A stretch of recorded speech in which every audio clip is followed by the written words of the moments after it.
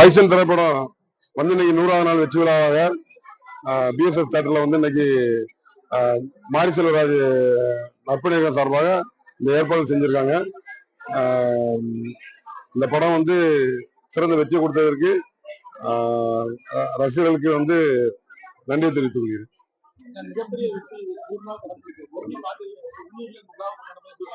ரொம்ப ரொம்ப மகிழ்ச்சியா இருக்கு. இன்னைக்கு டைரக்ட் வர முடியல, அவங்க சென்னையில இருக்காங்க. உண்மையில அவர் இருந்தா இன்னும் எனக்கு ரொம்ப சந்தோஷமா இருந்தது எல்லாருக்குமே. அதாவது 100வது நாள் கேக் வெட்டி நாங்க வந்து எல்லாமே நற்பணி இயக்கம் சார்பா இன்னைக்கு மிக சிறப்பாக கொண்டாடணும்.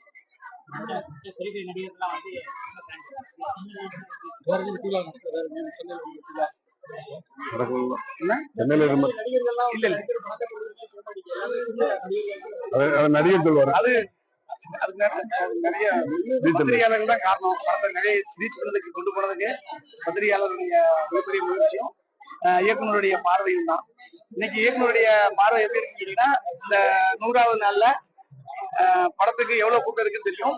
இங்க இந்த திருநெல்வேலியில படத்துல நடிச்ச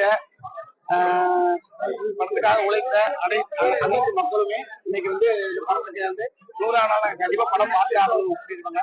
எல்லாருமே குறைஞ்சபட்சம் ஒரு 5 வாட்டியாவது பார்த்து படம் நினைக்கிறேன். ஆனாலும் மறுபடியும் பார்க்கணும்னு ஆசைப்படுறாங்க.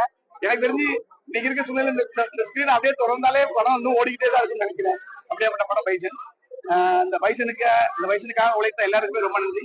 எங்க இயக்குனருக்கு ரொம்ப ரொம்ப நன்றி. இந்த படத்துல நடிச்ச எனக்கு கூட பணியாற்றிய எல்லாருக்குமே ரொம்ப ரொம்ப நன்றி. உங்களுக்கும் ரொம்ப நன்றி.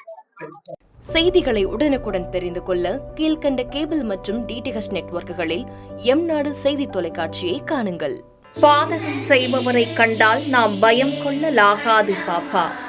மோதி மிதித்து விடு பாப்பா, அவர் முகத்தில் உமிழ்ந்து விடு பாப்பா.